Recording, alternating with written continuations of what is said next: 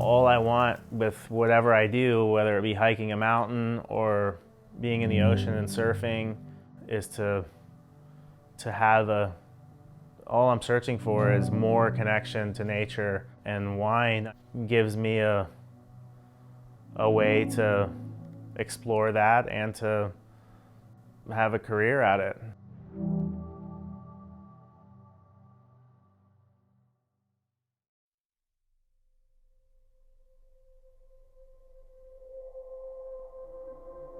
Historically, it was the perfect balance between the richness of the tannins and the strength of tannins to give ageability to wine, the perfect balance of acid so that the sugar level doesn't get too high so that the fermentation can start from the native yeast that happens. And then within that, you can find your own sort of intuition. All of those components are part of the natural puzzle that provide us with all of these different variations of wine manifesting itself in different ways. I don't daydream when I'm making wine. It's almost a no thought at all, like complete focus into the process that's going on, into what I'm doing.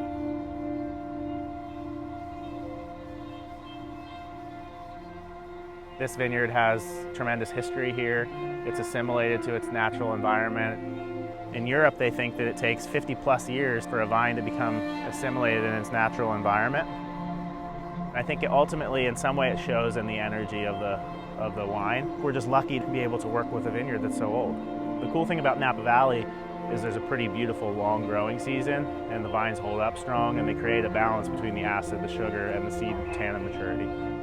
It really comes down to nature. Like, what is the perfect balance of ripeness in nature before it starts to break down? That perfect moment that happens where the sweetness is there on an ideal vintage, all of those elements would come together.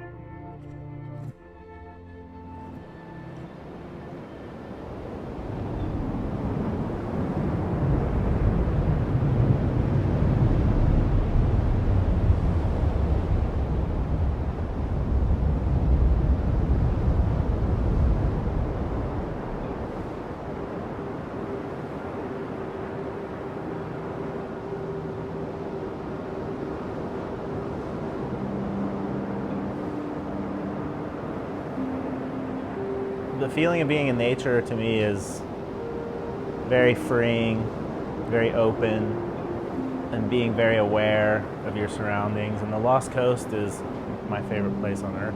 And the way the rivers let out to the ocean, the wildlife, amazing surf.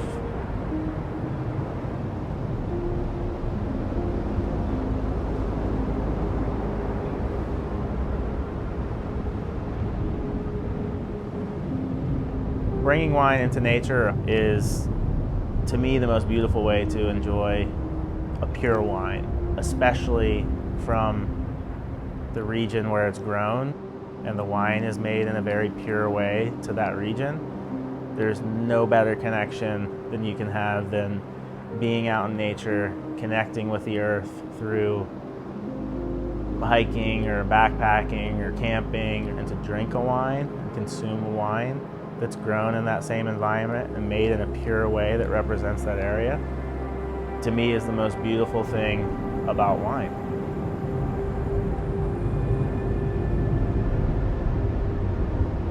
That's how I feel with the wines that we make in the pure way with Lola.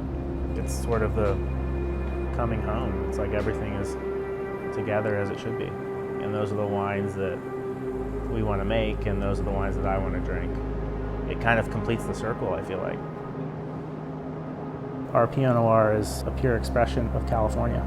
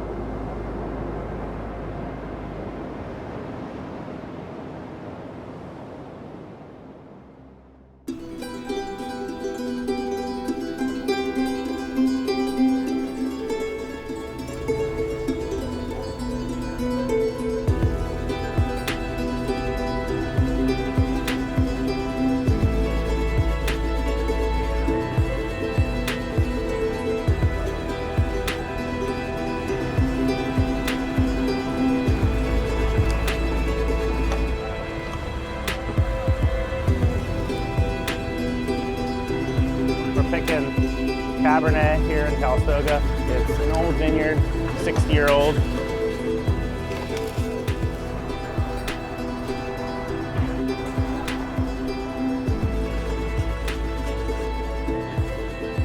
One, two, three, 4, 5, 6, 7.5 tons. And you think they'll load them up? Okay, otro troque.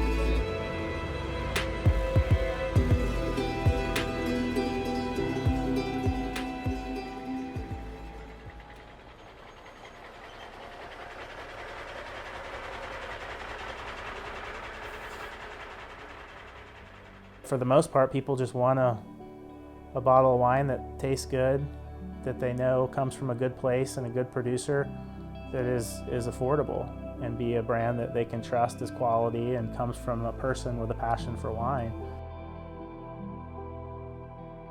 You could say that Lola was different because in terms of the wine business is because it has my soul in it, I guess, or my energy in a way.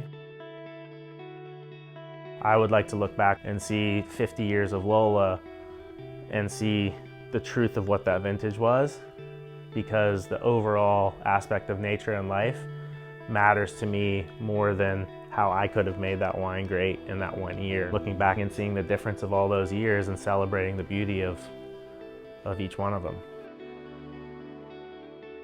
I consider myself a caretaker of what nature gives, and that's why I think I was drawn to this life in the first place, and I'm so happy to be able to make our wines that we're really proud of, that represent who I am.